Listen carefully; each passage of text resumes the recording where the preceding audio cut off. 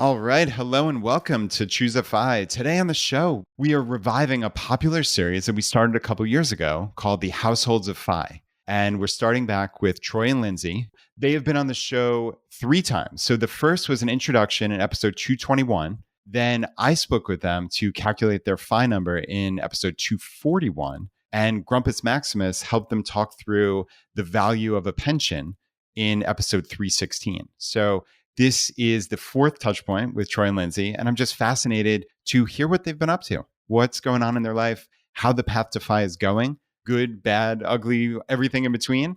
And it's been a year and a half, so this should be a lot of fun to see what they've been up to. So with that, welcome to Choose FI. You're listening to Choose FI Radio.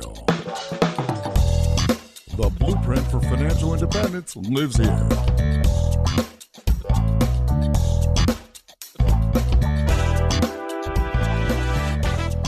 If you're looking to unlock the secrets to financial independence and early retirement, you're in the right place. Stay tuned and join a community of like-minded people who are getting off the hamster wheel and taking control of their lives in the pursuit of financial independence. Choose FI, your home for financial independence online.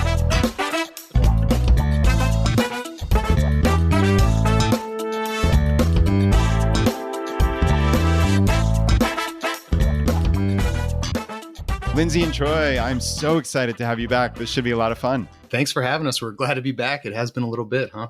Hey, Brad. Yeah. Hey. Oh, this is cool. It's nice to have my fellow Virginians here on the podcast. So it's been almost 2 years since the 3 of us spoke, and we talked about calculating your Fi number, right? And that was not all that long after you found the Fi community. So as I understand it, it's been about almost 3 years ago that you found the concept of Fi, right, at the end of 2019. But for obviously the audience who hasn't listened to your first couple episodes, let's do like a quick overview of kind of where you were. And then we can do a catch up and talk through any questions, issues, things that have arisen, or just cool things that are going on in your life. So yeah, no easier way other than to say like, all right, give us the beginning of your Fi story again. So it's funny because, like you said, it's almost 3 years ago. That seems almost like an eternity away. Yeah. I'm trying to remember where we were. But like you said, we had just found Fi. We were trying to figure out what our Fi number would be. And I think the biggest thing was we wanted to know how long we had to keep going into work before we could retire early and I guess like kind of be happy and everything like that. So I was stressing out on the numbers really hard. I think if you remember. Oh, I recall. Yeah. I certainly recall. But yeah, our big question was, how do you really calculate the spending? We had the general rule of 25 times your spending, but that includes the mortgage and what kind of things should you drop off? And if you have children, you're paying for any education or anything like that. How do you factor all that in? And we came up with a number. What's funny is I honestly can't remember what the number is. I need to go look at it again. I got it written down somewhere, but I haven't been as focused on the specific number as I was 3 years ago. Yeah. And it's funny because I actually went back and just listened to those older episodes. So I could tell you exactly. It sounds like at the time, your Fi number was 1.8 million. And I think that was, I guess, before paying off mortgage and assuming you did still have childcare expenses. So it was more or less based on your current expenses at the time. So I guess that would put you somewhere in the $70,000 per year range, give or take. But I think you both expressed an interest, a significant interest in potentially paying down that mortgage. And of course, and this is one of the interesting things I think for the audience is, your life expenses are going to change, right? Like you're not going to have childcare expenses for the rest of your life. It's just, that's not how the world works, right? So, I mean, there is a finite nature of that, though. One actual real cool thing is you just welcomed your second child into the world, right? We did. His name is Theodore and he's a cutie. That's awesome. So huge congrats. That's amazing. And we were saying now both of our families have 2 kids, and of course it's not just double the work, it's an exponential increase, but huge congrats, like I said.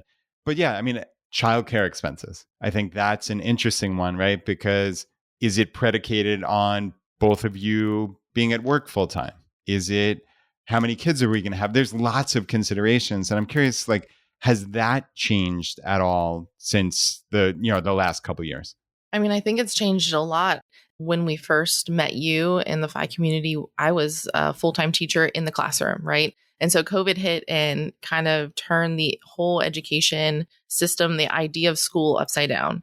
Fast forwarding to now, I actually left the brick and mortar school and I teach part-time online through a school within our district. It's called Chesapeake Virtual Academy. So it's kind of like a school offered to our students within our district, but it's fully online.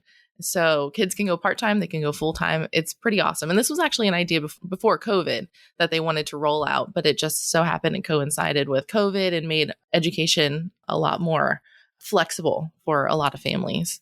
Yeah, I think too, when we first talked to you in 2019, our son had recently been born, our first son, and we were going to send him to like a daycare or something like that. And we were looking at some and they were very expensive. It was like $1,200 a month or $800 a month, something like that.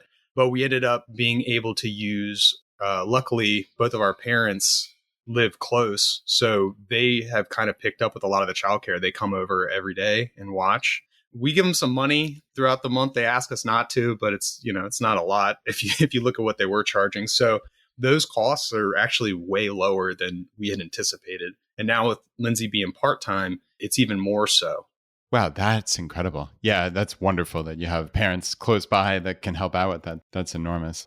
Yeah, it's interesting. My brother and his wife just had their first baby. My mom is local and it's such a nice thing. And especially like when we moved, and my Phi story is we lived in Long Island and moved down here to Richmond, VA. And we had no family within 400 miles. It was extraordinarily difficult. So it's interesting to kind of see juxtapose like how we had our kids as opposed to my brother. So yeah, I know just how amazing that can be. And Lindsay, I'm curious about the flexibility. And I think this is a general theme that a lot of us are experiencing in the Phi community is, okay, obviously COVID hit and clearly none of us would have wished for that without any shadow of a doubt. But there are some really positive things that have come from this, things that we would not have considered.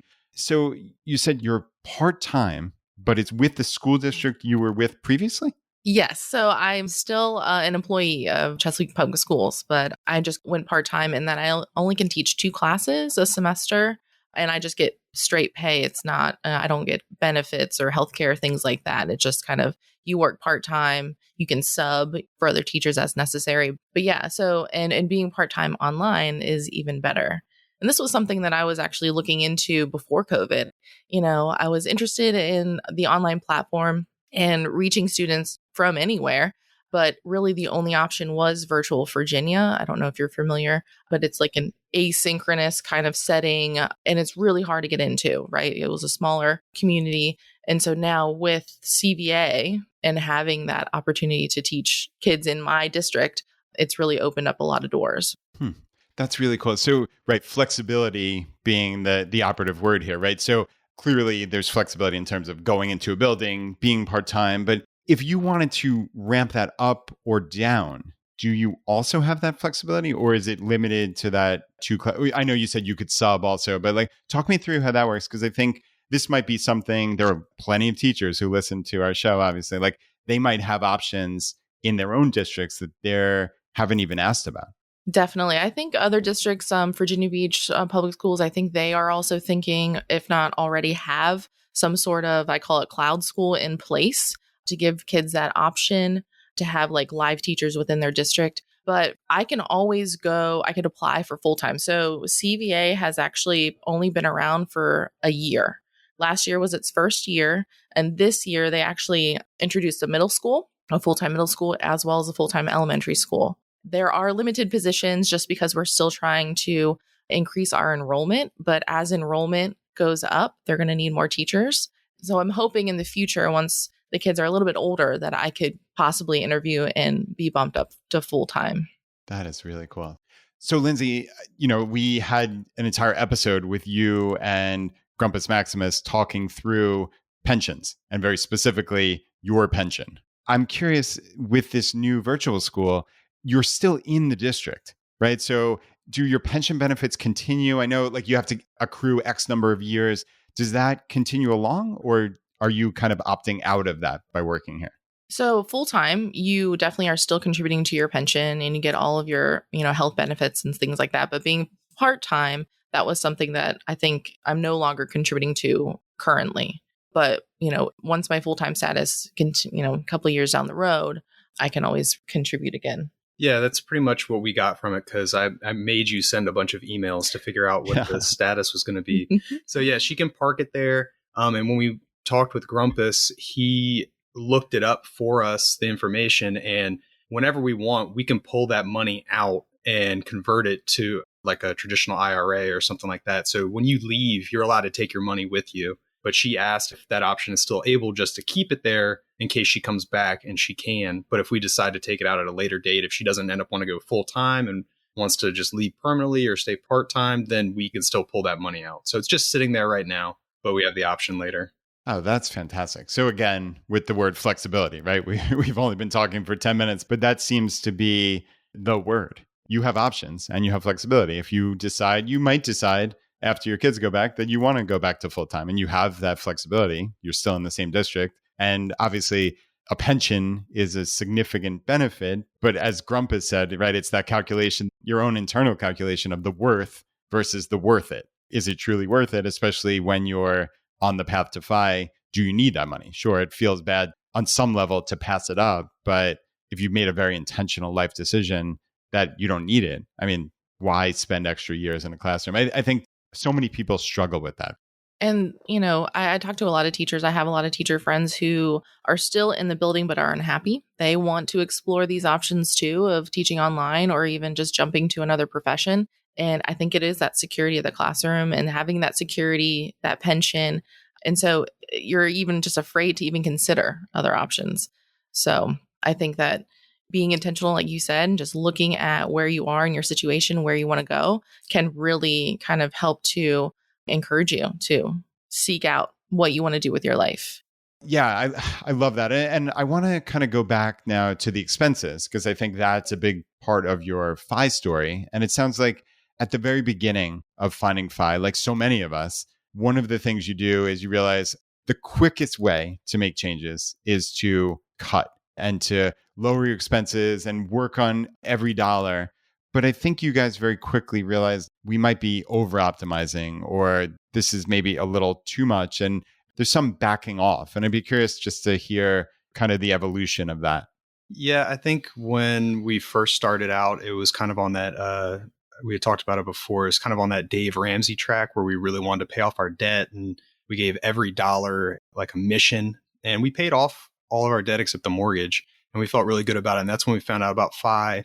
And we were kind of still doing the same thing, but it was one of those things where you have to kind of weigh the happiness versus the reward on it. You can't really dive into it for like 10 some years or however long it's going to be and then deprive yourself. And I think what really helped is listening to, I think it was a couple podcasts that you guys have put out where it was Mr. Money Mustache. And I think some other people had talked about how if they could do it again, they wouldn't have deprived themselves so much during that time frame. And I can't remember who it was, but somebody talked about how they just lived 1 year where they like splurged, which wasn't really a splurge. Yeah, that was the mad scientist, actually. Oh, yeah, maybe that's who it was. But yeah, hearing that story, I think really resonated. And we started kind of backing off. We still have a budget. We're still focused on it, but it's not as hardcore. And we don't have like a clock on the wall, just like counting down to our FI number anymore, Yeah, I completely hear you. And I think this actually ties into something you said. You said it in passing. How quickly could we retire early and be happy? Right. And like, that's how you thought of it at the beginning, which I think, unfortunately, is a way that a lot of people do look at FI when you first are experiencing it. And it's not implying that you're unhappy in your current life, but I'm sure there are aspects of your life that were not perfect, just like there were aspects of my life that weren't perfect when I found FI. And it seems like, okay, once we get to that point, we can be happy, right? And those years, you don't want to wish them away. And yeah, there's this balance point. I think, right, in that episode with Brandon, the mad scientist, I'll have to find out exactly what episode it was. But yeah, he talked about just getting to the point of deprivation where it was just like, it was really miserable for him and his wife, Jill. And yeah, that 1 year where they decided to splurge it literally just the mental shift, all that it actually was in real life was like $2,000 or $3,000. It was something like minuscule, but yet the mindset was completely different. So like when they were on their freewheeling, free spending days, they spent only $2,000 or $3,000 more than their miserly ways, but yet they were dramatically happier. So like that's something that I think is really important that we all keep in mind, is like sometimes that difference, that line between real deprivation and what feels like absolute abundance can be a tiny, insignificant number that like you would never in retrospect like deny yourself a couple $1,000, especially when your savings rate is so significant. But like it's hard to keep that in mind when it seems like you need to over optimize. And I know, Troy, like you're an optimizer, right? Like you're a spreadsheet guy. Like that's the way your brain works. I'd be curious, how has that shift been for you mentally? Because I think that's what a lot of people struggle with. And I'd just be really curious. It's funny because the real main shift, I think we had talked about this previously. I can't remember if it was before or after you started recording, but talked about, the good things that came out of COVID, the whole COVID lockdown and stuff, was that the job I was at that I never thought could go remote went remote. And I'm in IT, so I knew remote was possible, but I'm like a government contractor and, there's no way that I'll ever allow to go remote. It went remote temporarily for COVID. And then they called us back into the office. And then that day I started looking for another job. And I found another one making more money that was fully remote. So just the idea of working remote and not having to go into the office and not having to commute changed my world entirely. I enjoy what I do, but the fact that I can work from home, and if I want to pop down and I can see my kids, now I can see Lindsay because she's, working remote. Yeah. But it's just changed everything. Even though I enjoyed my job before, there's something mentally taxing about going into an office and forcing yourself to look busy when you're not, or, the cubicle drama, and then driving in traffic, hour both ways, 45 minutes both ways, however much. That has been the mind shift for me that made it click. Yeah, it's interesting how that, we have had Dominic Cortuccio on the podcast so many times. And he talks about like that one outside event. And right, it's usually like a very negative thing that occurs to you personally. Obviously, in this case, like you finding out, and this was not a huge negative to you, but that remote work is possible in your job. And not only is it possible, but it's amazing, right? Like I don't need to drive an hour and a half, 2 hours and waste that out of my life, 10 hours a week. I don't need to look busy. What actually matters is, can I do the work?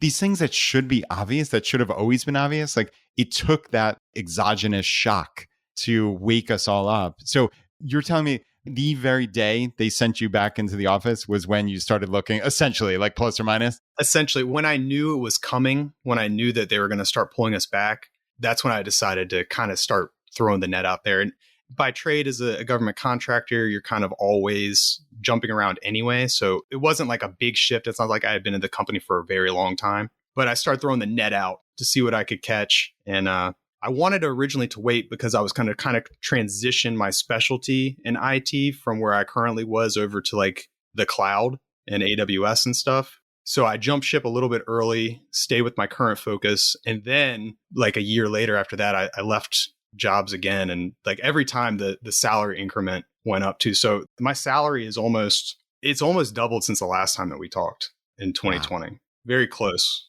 That's incredible. Okay. There's so much here. Both of you guys have had like these. So you've welcomed the new kid, which is awesome. Lindsay is now part-time working virtually, which is super cool. And all right, Troy, there's a lot here we need to dive into. We spent a lot of time diving into Lindsay's job.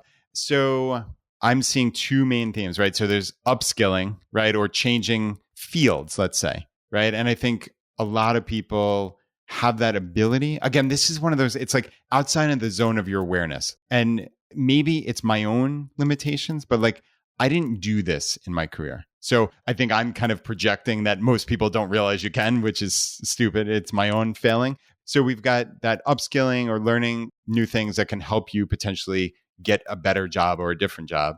And then I'm also curious about this, like getting different jobs, maybe negotiating salary, if there's any story in there. So let's first talk about getting new skills. So talk me through, if you can. I think you said last time we spoke, you were a SharePoint developer, but now you're talking about the cloud and AWS. So like, is this a logical lateral leap, or is it just, hey, I'm interested in this, so I'm going to go for it? So yeah, it was something I was interested in. I have a friend that was in the cloud and basically working with the cloud with AWS. What had happened was when I started thinking about, okay, I need to find a remote role, I was thinking, okay, well, what do I need to learn that has more remote openings? I didn't find a lot with SharePoint admins. It's a smaller space. So that's where I logically went. That's where my friend kind of pushed me towards. And I started studying for certifications and just looking for ways to kind of get the skills up, because although I was in IT, it's not like a 1-for-1. I wasn't working on anything that I wanted to work on. So I did a lot of that on my own. I started with a program, like a DevOps program called Level Up in Tech. And they mainly specialize in people that have zero IT experience. And then they give them the tools and skills they need to become DevOps engineers. But since I already had a little bit of IT experience and a little bit of studying, it put me a little bit ahead of the game, but it's still like vastly fast forwarded my track. And I was able to land a job shortly after. Actually, it was interesting. The company I was at found out what I was studying and were like, hey, do you want to work on these new projects? You know, we didn't know you knew AWS. We need somebody to do that. So I started working extra hours part-time for them. And then another company reached out to me and made me another offer. And that offer was $50,000 than what I was currently making. Wow. So I jumped on that. Right. And wait, Troy, that 50,000. So was this over the original government job or over like the intermediate? Was there the next job? So when we first talked in 2020, I was at around like 93, 95, I believe, when we first talked. Then when I went to the remote job that was still doing SharePoint, I went up about 20, 25,000. And then this next one, which was a job into AWS cloud related stuff, it went up another like 50 or so. I was hired on, I thought I was going to have to take like a junior role, which is I think something you're speaking to earlier, is people don't know you can just change like fields and everything. And I think the main reason is you think you're going to take a pay cut. So I was completely under the understanding and mentally ready to take a pay cut in order to do what I wanted to do. And I ended up getting a pay raise, you know, so I was like $50,000. Yeah. Yeah. And it's because I had a little bit of IT experience too, but the Level Up in Tech program that I was talking about, I believe in it so much. I was actually asked to come on as a coach. So now I am part of that program and I am helping people make that transition.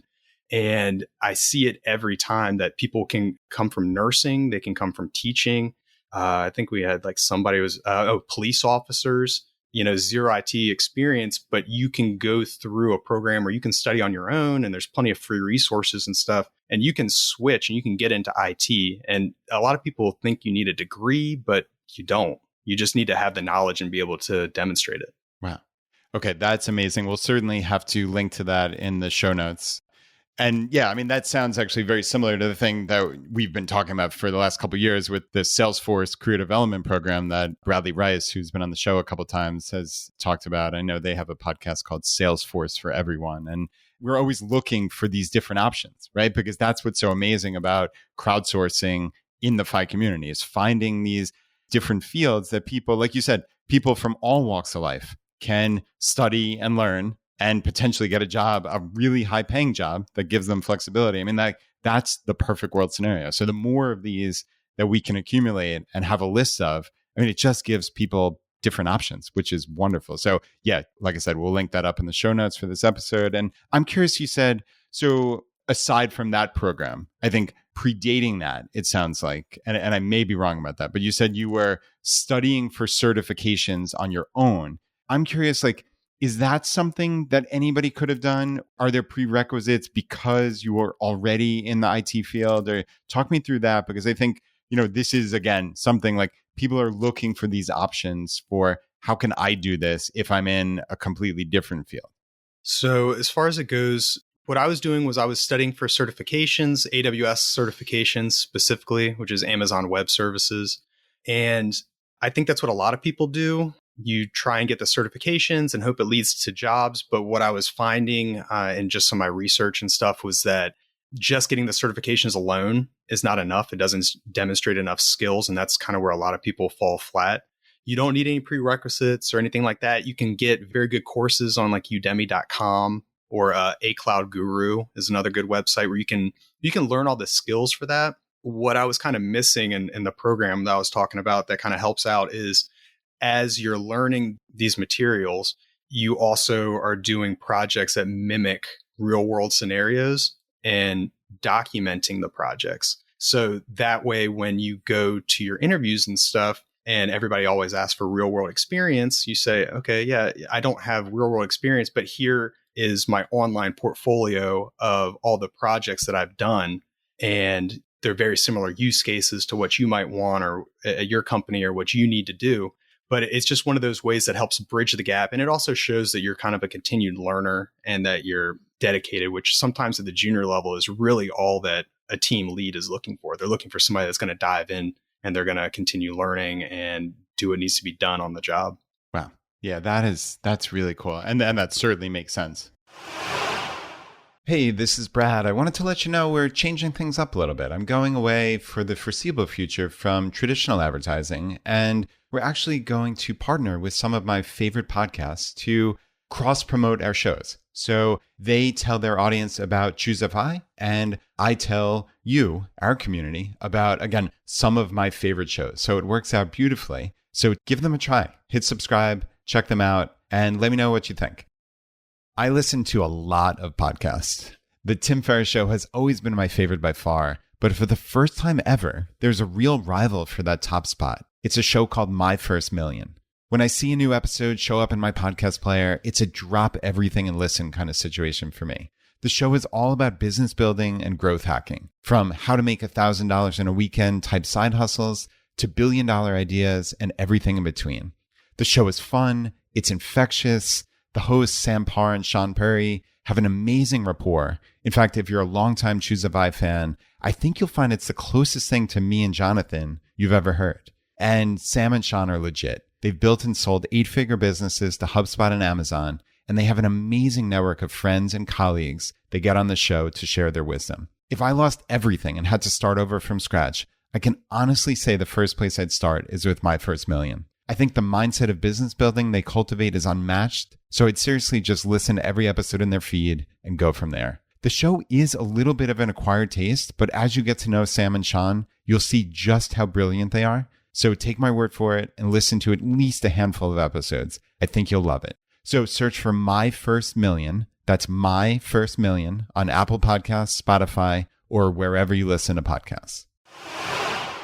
All right. So your income has nearly doubled in 2 years. Lindsay, I'm assuming you went from full-time to part-time. So obviously your income went down considerably, but net between the two of you, I am making a fairly educated guess here saying that your total income has went up fairly considerably, right? Yeah, I marked it down here. I was just showing Lindsay. So I also have some side jobs that I do too. Before when we talked, I was a jiu-jitsu instructor on the side too. So I was like running a That's school. how we first met, actually. You reached out to me when I was talking about jiu-jitsu. About awesome. Gracie University and stuff. Yeah. Well, since COVID hit, I kind of backed off from that and I got like a kind of like a back injury. So that income went away. I'm going to start doing it again. Probably not coaching, but I'll start doing it again soon. But Level Up in Tech has replaced that side income. But Lindsay can go over, these are the numbers that we're at now. Yeah. So pre-COVID, our yearly was 160,000. And then with Troy's remote job, we went from there to 185,000. And then with Level Up in Tech and that significant pay bump, it went to 237. And then when I left my job, so recently when I left my job and I went part-time, basically from full-time to part-time, we're at $195,000. Okay. So, right. Even net of you going part-time, you're still up minimum $35,000 in income. So that's more than a 20% increase in total compensation net of all of this. And what I love is, and Troy, you wrote this in an email to me, which is with the new salary, it made Lindsay and I reevaluate our priorities. And we may have gotten a little ahead of ourselves with talking about the priorities and Lindsay going to part-time. I suspect we might have this backwards. But I'm curious, like, what did that reevaluation look like? Because again, like this is the stuff that people get caught up on. Is like, how do we actually have these conversations? So many times, sadly, like husbands and wives are leading kind of parallel lives, even if you're like roughly in the same direction. Like, it's hard to have those discussions. Do you remember what those early discussions for this reevaluation look like? I know for us, I think we kind of had to be honest with ourselves. And I know everyone says that they love to travel. We're not the traveling type. We're homebodies. We like to stay home. And so when Troy got this new income, it kind of opened our eyes, and he realized that he can be happy and be working, being remote and being at home. So we were thinking, what are things that we could do to kind of make our home more entertaining, like to be at home, bring people in, family and friends, things like that. And so we started small, and we were like, oh, let's do a fire pit, right? That would be fun. Maybe a hot tub. Splurging. But then we were thinking of a bigger picture, and we were like, well, it would be awesome if we could do a whole entertaining space with a pool. I'm a swimmer. Yeah. And so I've always wanted to have a pool in the backyard at the house, and not only for entertaining and fun, but working out too, because it would be awesome to work out from home instead of going somewhere too. So I think we wanted to just think of our lives and picture our lives how we would like to see it in 10 years. And so that's kind of where we got on the plan of doing a whole backyard kind of oasis, pool, hot tub, entertaining space, things like that. And so that's when we started getting rolling. But for us, we're big planners. And so we started the process 2 years ago and thinking about how are we going to logistically make this work without diving back into debt. That was funny too, because I remember when we started talking about getting the pool, we talked to the company, and of course it was like COVID and everybody was getting pools because everybody was stuck at home. So we talked to them, and they're like, oh, we're going to have to put you on a wait list for at least a year. And we're like, well, can you bump it to 2 years? And they thought we were crazy. I hope you can find that lost episode, because that's where we talked about the pool and when it's okay to splurge and spend your money and enjoy things. And they kind of made us have the realization that we don't necessarily need to push it out 2 years. Taking on a little bit of debt is okay in the long scheme. But, enjoying your time now and, just prioritizing some things, as long as you're not completely giving up on saving money. Right. Right. And so we ended up pushing it a little bit closer to the timeline. It ended up being about a year and a half of planning. So we were able to spend about 80% in cash. And then at the recommendation of the guests we spoke to, we took out like a HELOC, and then we used some of the point reward systems that you always talk about for the credit cards. We ended up doing that. We have a 0 interest credit card that I think doesn't have to get paid off for like 2 years or something. And then on top of that, they gave us like $500 in rewards or whatever off too. So we were able to use that to our advantage. And it doesn't give me the stress that debt used to have, just because we have a game plan going in and we know it's all going to get paid off and it's not going to be like a hassle or anything. Wow. Okay. That is amazing. And I'm incredibly, incredibly jealous. So like a pool is like the one splurge that I would truly, like I know would upgrade my life, that I still have not been able to bring myself to purchase. Yeah. So, okay, we'll have to talk about this offline a little bit, because maybe you can help convince me. But just real quick, that lost episode that you were mentioning. So unbeknownst to me, and I'm mortified about this, that you recorded an episode with Carl and Mindy. So Carl, Mr. 1500, and Mindy, who's the co-host of the Bigger Pockets Money Show and certainly knows real estate as well as anyone around. And you talked about this specifically, about splurging and what would it look like? And then the very nitty gritty details, like you're saying about HELOCs and different things. So we are going to try to find that episode and re-air it at some point, which would be really awesome. But yeah, so it's interesting where, Lindsay, you said we're not travelers, right? Or we're not world travelers. And I think it's really important that we're all honest with ourselves, and not just honest because it sounds like you're kind of like telling a story to yourself, but just really being aware. I think like that awareness level is what's critical. And it's hard because even amongst the FI community, we can fall prey to those, if not keeping up with the Joneses, then certainly the script, right? Like everybody travels, like that's the aspiration for everybody. And like, no, it doesn't have to be. That might not be your thing. And that's perfectly fine, because this is a personal journey. And I love how intentional you guys were about this, of like, okay, what would it look like? And how can we maybe dip our toes into this and see? Because again, like I would argue anybody should dip their toes into travel or whatever aspect. Like, hey, I want to be a full-time woodworker or I want to own my own restaurant. Okay, that sounds great. But like, have you ever worked in a restaurant? Even once, like for one day? Maybe that would be the starting point as opposed to going and buying a restaurant or opening a restaurant. So were you guys, you had a fire pit. I don't know if you actually pulled the trigger on the hot tub, but that was our intermediate step. So Lindsay, you're nodding yes. So it was all theoretical. It started on paper as, well, let's get a fire pit. And then we said, well, if we do the fire pit thing, we can't really do anything else later. And then it expanded to, well, maybe let's do a fire pit and a hot tub. Then it expanded to, well, hold on, if we're just going to do this thing, let's just go ahead and do it now so we don't have to. So we didn't actually make all those purchases ahead of time. It ended up, it was just all on paper. And then also just seeing the numbers add up too, which I think what you need is that lost episode to convince you to go, that it's okay to buy a pool, because they made us feel a lot better. I thought they were going to tell us to go out and dig the hole ourselves and to pour the concrete ourselves and stuff, but it was the exact opposite.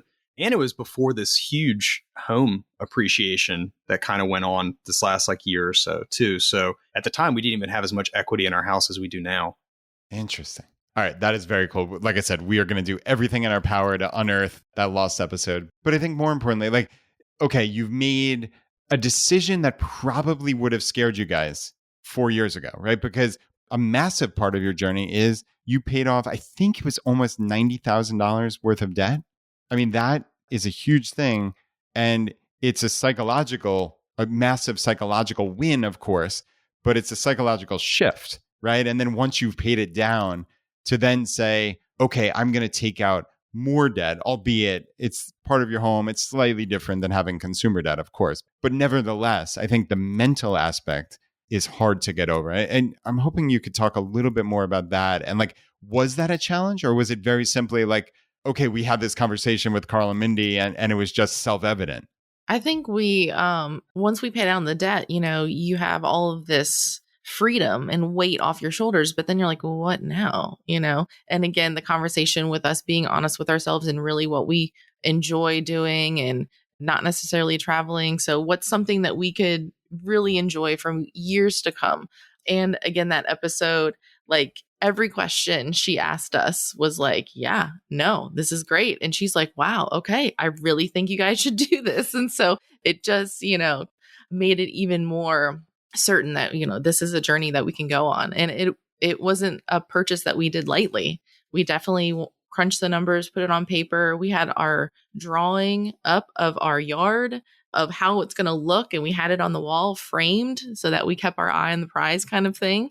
It really worked out. And I really am glad we did it. It wasn't something that I regret at all.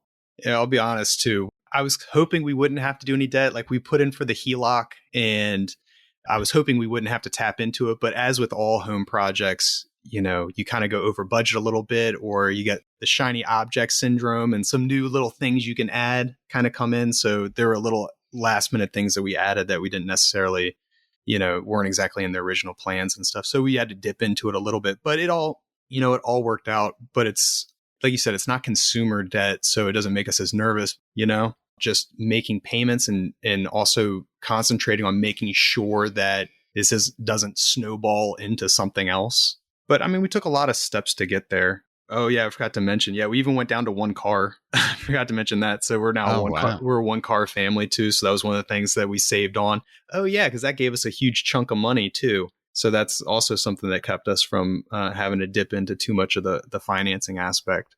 Now, was that part and parcel of this decision, almost bargaining with yourselves to splurge, or was it just part of your FI journey generally? I think it was part of our FI journey generally, but it helped to put the money towards the backyard project because I hadn't touched my car in almost a year and I kind of didn't want to part with it. And then, we kind of had a discussion about it. And then we looked at it was that weird time where, I don't know if it's still happening now, but where you could sell your used car and almost get more for it than what you bought it for.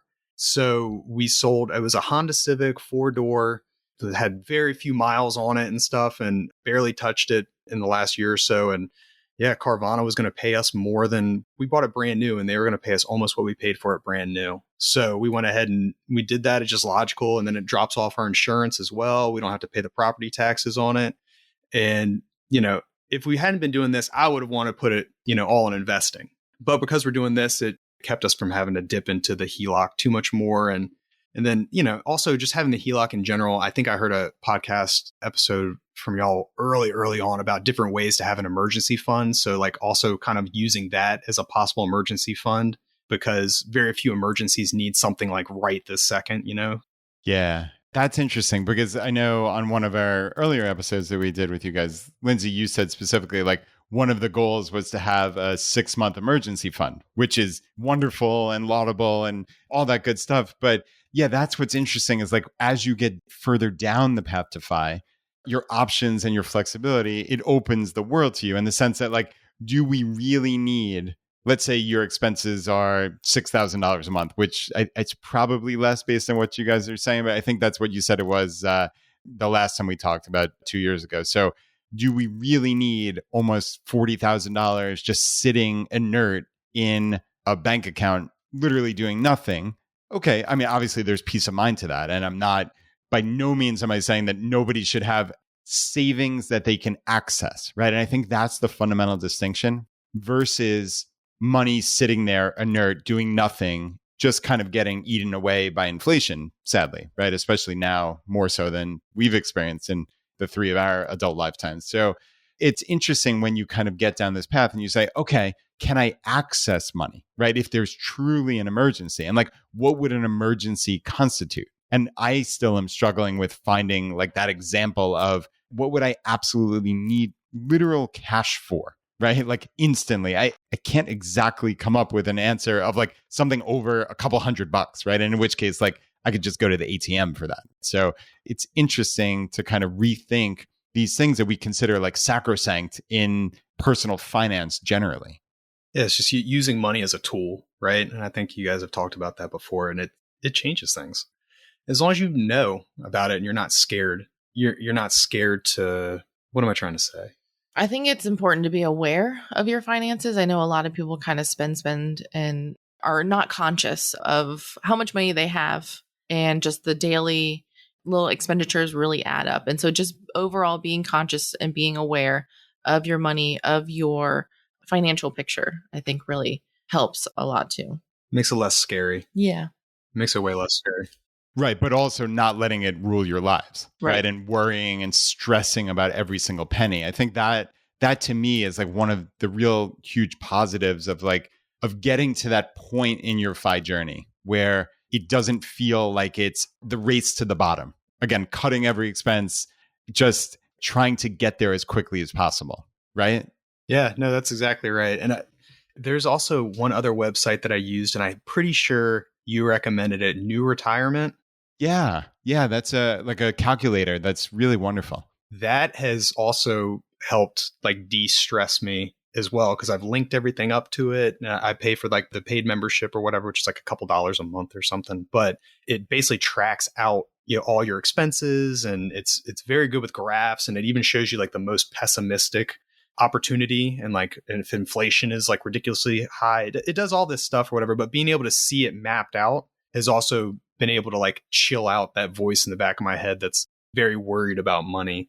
And then we automated a lot of stuff too. A lot of our savings, a lot of our investing is just all automated. So it's not so much a constant worry about like, where is the money going and what's going to do. It's like not a set and forget it, but I mean, it's there. I think you say you do like a yearly check-in or something, right? That's kind of the point we're at too, whereas we have the investing, we're still, maxing it. Well, I was maxing out my 401k, but now that Lindsay has gone part-time, we're just kind of seeing what the finances look like to make sure I can still max it out, and then see what's left over as far as, paying down the current debt that we have, and then what can we invest and where can it go? Yeah, that sounds good. And yeah, that New Retirement. So we had the founder, Steve Chen, on our show in episode 167R back in the day. We'll link that up in the show notes. But yeah, it's just a cool modeling tool that enables you to see your path to financial independence. They have a whole bunch of different calculators and things in there that's pretty robust. And yeah, it's neat to have as you're saying, Troy, like have your finances on, if not autopilot, then pretty darn close, where it's not this constant source of stress. And there's just this deep satisfaction in knowing that I have this money going to investments, and I have in my case, like I have my credit card set up to pay automatically. There's no world where I'm ever going to miss my credit card payment.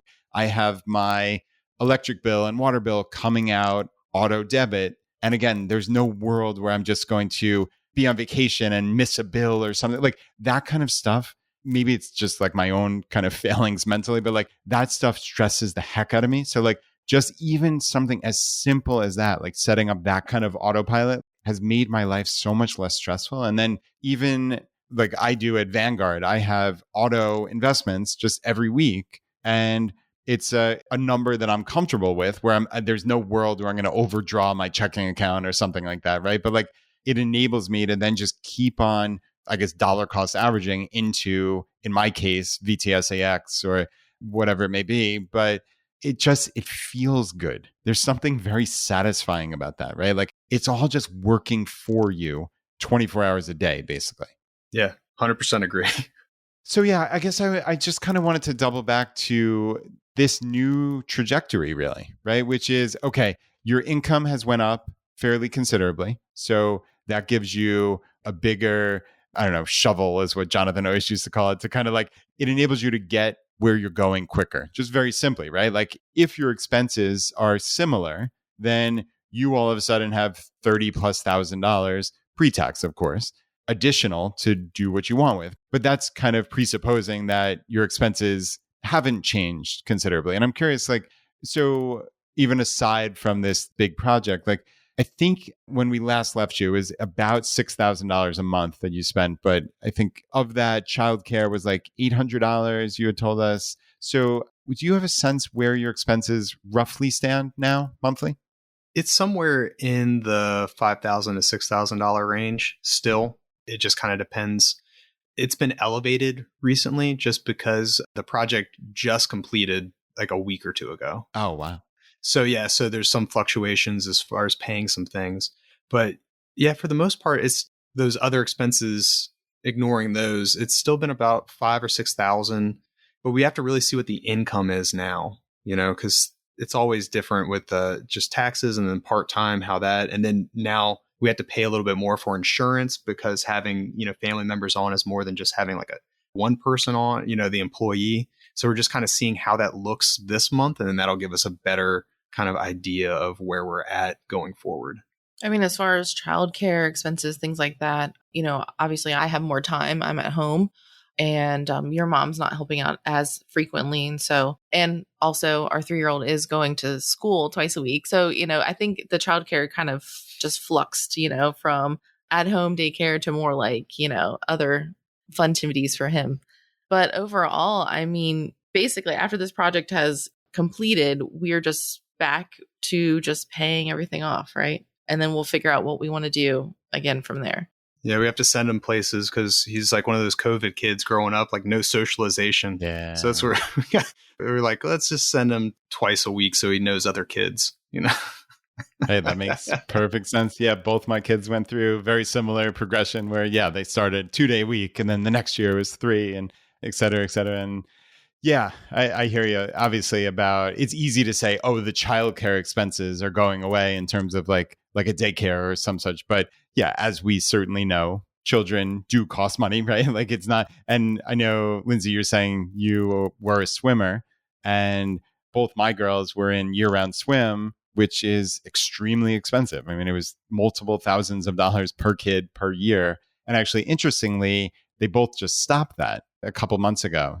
So like that is now off of our books, if you will. So like it's almost like a $10,000 raise for me, like, pre-tax, if you will. I'm kind of taking the Jonathan method of if it costs like $6,000 or whatever, like it's as if getting a raise, so like 8,000 or 9,000 or some such. So it's interesting how that works, That's an interesting way to think about it too. as getting the raise. I hadn't heard that. It's funny. I haven't heard him say that, but yeah, that makes a lot of sense. Yeah, it's funny. Like, and that's what's one of the cool things about just having conversations like this is you pick up just these random things. Like I'm picking up stuff from you guys and vice versa. Like that is kind of a cool way of looking at it. Like, okay, I'm paying with after-tax dollars in this case. And, if this swim club costs, I honestly don't even remember what it costs, $6,000, let's say, I'm paying that with after-tax dollars. And then if you gross that back up to what is that in my salary, if I had a regular W-2 job, that again, depending on your tax rate, that's $8,000, $9,000, $10,000. That's not insignificant. So it's not to say don't put your kids in expensive sports if that's what you value, obviously. But it is interesting to look at all of your spending like that, because you think about your salary is a number that most of us have anchored in our heads, but that is a pre-tax dollars. But yet all of the spending you do is in post-tax dollars. So you're kind of concurrently keeping these two figures in your head that are they're not apples to apples. Yeah. And you just touched on something that just made me think, I don't think it was the point you were trying to make, but it's where my head went. With your salary is anchored. But what that made me think of is how so many people are connected to their current job and their current salary. And it just reminded me that people always need to make sure they are evaluating their worth on a regular basis. So if you've been in a certain company for a certain amount of time, you need to make sure that you're checking to see what your market rate is and possibly maybe moving to another company. Because, using our salary, like you're talking about, if I hadn't jumped ship, like 2 or 3 times since we last talked, I would not have the salary level I'm at right now. And you can't marry a company is what I think I've heard people say before. You can't marry, you got to date around a little bit. Because if not, you get your like little raise every year, and it's just, it's helpful, but it's not the jump that you'll see if you actually, put the net out there and see what you can catch. Yeah. And so many of us think like, and this sounds so naive as I'm even saying the words, but like, oh, the company, they're going to take care of me, right? Like this is how you think in your head. Like, I've put in so many good years, yada, yada, yada. And as you know, you guys are both kind of laughing at me here in the nicest possible way. Like, that's just not the way the world works. Sadly, sometimes it takes either moving to another job or negotiating with your current company that you have another job offer to get that massive jump. And I mean, Troy, like, you are the perfect case study of this. In 2 years, like you said, you nearly doubled your income, which is just truly remarkable. And yeah, just to the audience, 2 of our most popular episodes of all time are episode 147 with Tori Dunlap and episode 211 with the financial mechanic. And they both give incredibly detailed step-by-step ways to negotiate your salary, both with your current company, but more specifically potentially with these new companies. So those are 2 of the absolute most valuable episodes we've ever done. So it's worth going back and finding those, episode 147 and 211. I definitely listened to both of those, and I've used those strategies. Oh, that's amazing. Yeah. What is it? When they ask you, never give up your salary, what you want. And then if they do ask you, you say, yeah, sure, I'll tell you, what's the budget for this role, and have them tell you what it is. Because if not, you're going to sell yourself out. And then when they say what the range is, you're like, yep, that's within my range. You just leave it there. Oh, just that's awesome. One of the tidbits that I picked up from there. Yeah, those are both amazing episodes that I went back and watched, and I've used numerous times. Wow. And to great effect. So yeah, that's incredible. So yeah, it sounds like you guys are at this just like amazing launching point. And I'm curious, like, as your FI journey evolves, and that's one of the beautiful things, it has evolved just in this short time, just in less than 3 years. And it seems like you're at a really good place, but that doesn't mean everything is easy, of course, right? But it sounds like you've reached like a point of stability in terms of the path to FI. As part of this Households of FI, and I am pledging to touch base with you guys a couple times a year if you're up for it. And would love, and we don't need something revolutionary to leave the audience with today. Like, if you're just at this point of stability, but like, are there things that are coming up that you're potentially think are challenges, anything like that at all? Or is it just kind of like in the best possible way, just like a steady state right now? I'll go out on a limb and say that it's somewhat a steady state, but some of the things that I don't know if they would be implemented soon, but just how to raise your children with the money mindset. I know that there's a book that you referenced in a previous podcast, and that I think you even gave us a copy of that I haven't had a chance to read, unfortunately. But Yeah, I think you're grabbing it right now. I am indeed. Yeah. So this is Raising Your Money Savvy Family for Next Generation Financial Independence by Doug Nordman and Carol Pittner. And yeah, this is one of the books that we published through Choosify Publishing. So yeah, you can find this on our website, or the easiest way actually is just to go to choosify.com/books, and that'll take you to all of the books that we publish. And you can find this one with links to where to purchase it on Amazon and such. But yeah, I think that would be a really cool episode, like almost a roundtable. We should get the 5 of us, if everybody's up for it, and just kind of talk through some of these things, because there are just these little strategies that I've found like just work really well. And sometimes, again, going back to what I said before, just you never know when you're going to pick something up from somebody just in passing. We were actually we were hanging out with friends of ours, Tim and Missy here in Richmond, who listen to the podcast and are just really good friends of ours. And they were telling us about like a new way that they go about, I guess, tracking all of their kids' allowance. And like we used to actually give them dollar bills, and they would have these 3 different buckets of spending, saving, and charity, which was really cool to have like a tangible way to do it. But if you really think about it, like as they're getting older now, all of our financial lives happen online, right? So like the evolution that I've seen is, hey, we're not going to give them cash anymore. I'm going to actually sit them down and show them how like every week I quote unquote give them allowance in this spreadsheet. And then we can make an adjustment or a transfer with their savings money, like into their Vanguard account or wherever I have it. And it comes out of the actual savings column. And then it goes into their investment account, which we have on a different spreadsheet. But then I have like a way that it sums up their total net worth, which is, kind of cute and funny, right? But nevertheless, like they see that, oh, I didn't lose that money. It got reallocated to a different part of my net worth, which is just a really revolutionary concept, even though like to us, it seems fairly self-evident. But for the kids, like watching this, and then I would literally go through it and transfer the money to Vanguard. They would see it show up, and then we could tick and tie the amounts that they had in each spot, right? Because their bank account went down, their investment account went up, and they saw it on the screen, which is just really cool. And then, of course, as we all know, your investment account, it varies depending on how the market's doing and such. So like that's not going to stay static, but at least for them to anchor that in, okay, here was the transfer, here's where we started, and now it's investment returns or losses. It was just like, it was a very cool exercise. And this is the first time I've talked about it on the podcast. And, that again, that was something that if we didn't have dinner with our friends, we would have never learned about. And they weren't trying to teach us. They were just telling us like this cool thing they were doing with their own kids.